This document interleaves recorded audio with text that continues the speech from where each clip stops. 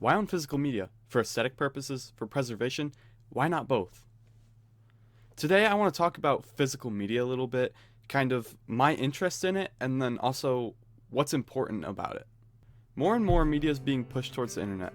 Take Netflix for example. You pay a monthly subscription to watch shows and movies, never actually owning the media. Not to mention, a show or movie could be taken off the service at any time.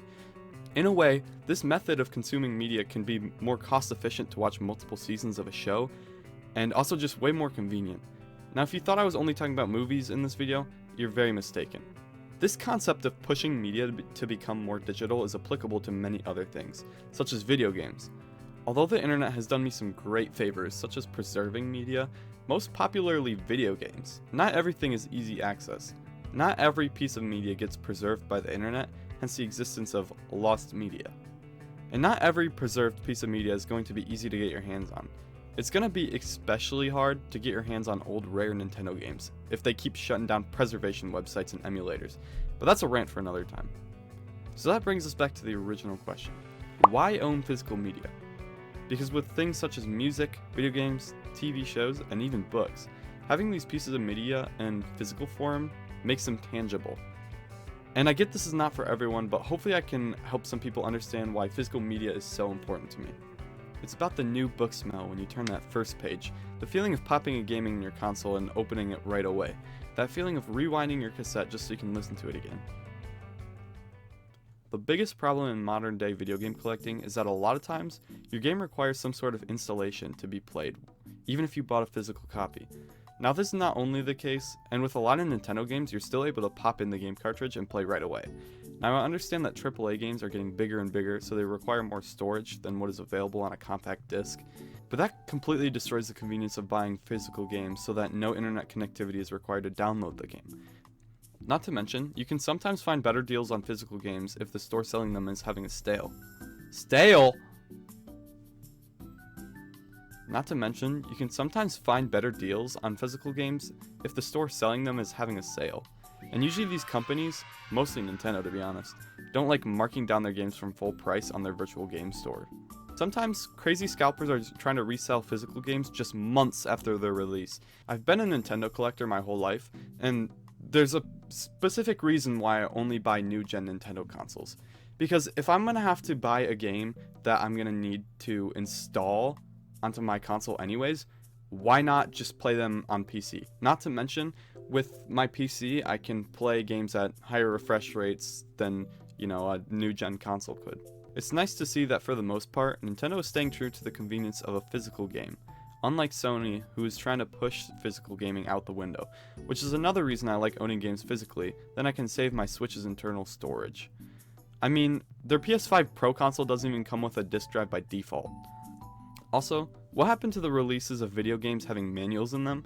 I understand that everything you would need to know is now accessible through the internet nowadays, but there was something special about bringing home a new game and flipping through that instruction manual first. Maybe it's just the nostalgia talking, but there's a lot of empty space in video game cases now, and it's sad to see that space unoccupied. Now I figured I'd do a little overview of my physical game collection and then show you some of my favorites. Here's where I keep most of my physical games. As you can see, I have a large amount of Wii games. Spent a lot of my childhood on this, with the classics like Mario Kart Wii. Recently got Okami, still haven't even touched it, but it's supposed to be good. Here's one of the games I played the most, as you can tell from the case and just the condition it's in.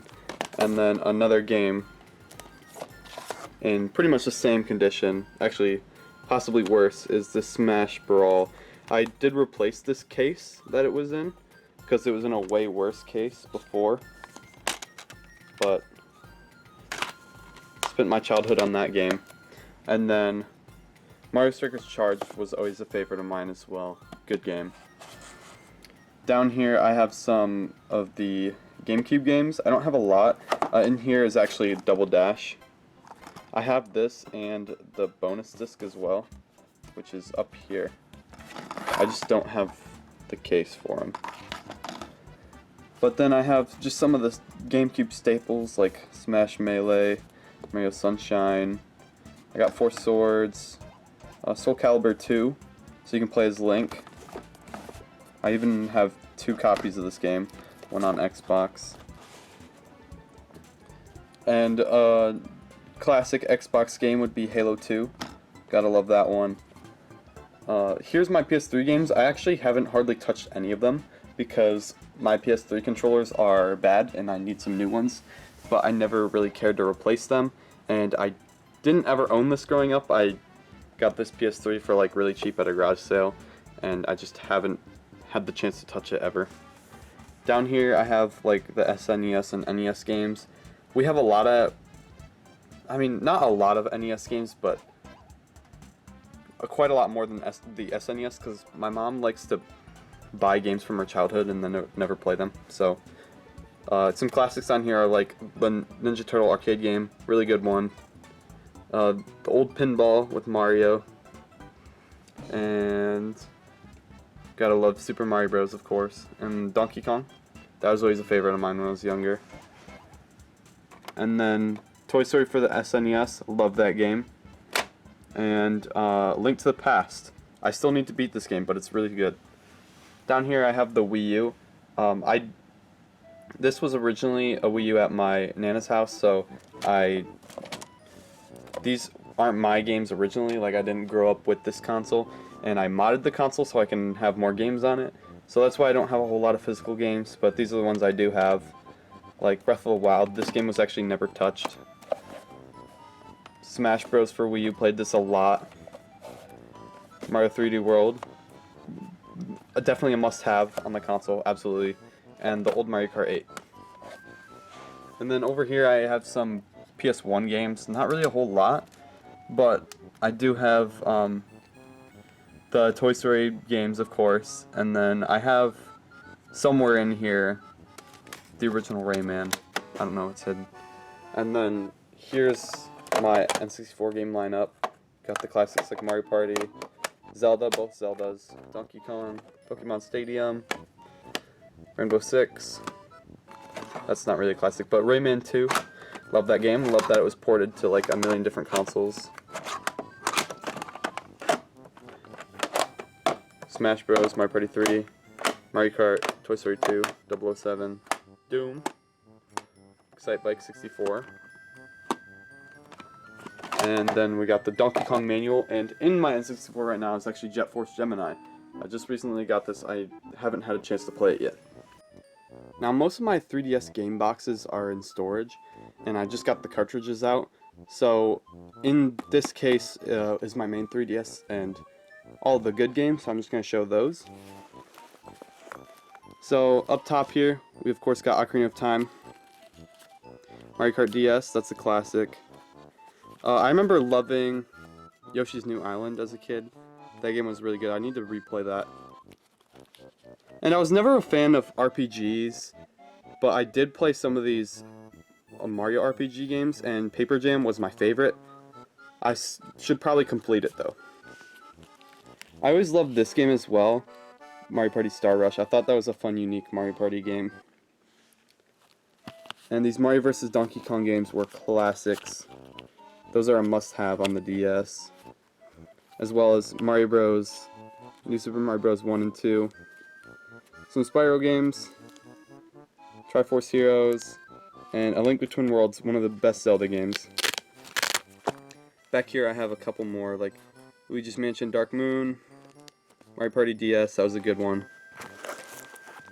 Pokemon Heart Gold. And Super Princess Peach. Another Paper Mario game. Mario and Luigi. This is Dream Team. That's what that is. Toy Story 3 for the DS. I beat this game in like maybe a couple hours. That was a very short game.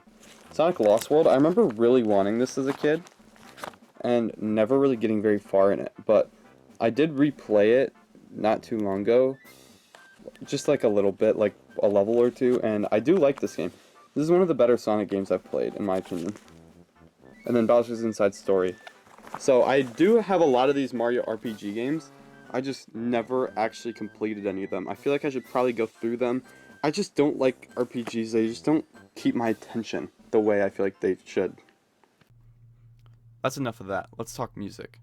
I've been very involved in cassette culture as of recently, and I've been taking another interest in other forms of music as well. Nowadays, we have music services such as Spotify, which you have to pay monthly subscription, never actually owning any of the music, getting deja vu yet. Take Netflix for example. You pay a monthly subscription to watch shows and movies, never actually owning the media. One of my favorite ways to enjoy music is to record my own cassettes. I could make a whole separate video on this, but for the sake of this video, I'll try and keep it concise. There's still a market for cassettes, and some artists are still selling cassettes of their new albums, but that's exactly the problem. Some artists. You see, I suffer from an uncurable disease called the indie listener. That's right, I think I'm better than you because I listen to indie artists. Most of these artists are making CDs, but not cassettes. And since I want to get my hands on cassettes with their music on them, I have to make my own. That's right, my arts and crafts skills are coming back into play. Here's the process. I buy MP3s of the music I want, then I open Audacity on my computer. I put my MP3s through the software and I use an RCA to aux cable to connect my PC to my cassette deck. Then I record on a blank cassette using my cassette deck. Once I got the music into the cassette, I take out my arts and crafts skills. I use GIMP, a GNU image manipulation program. Yeah, I'm never saying that again. It's staying shortened to GIMP.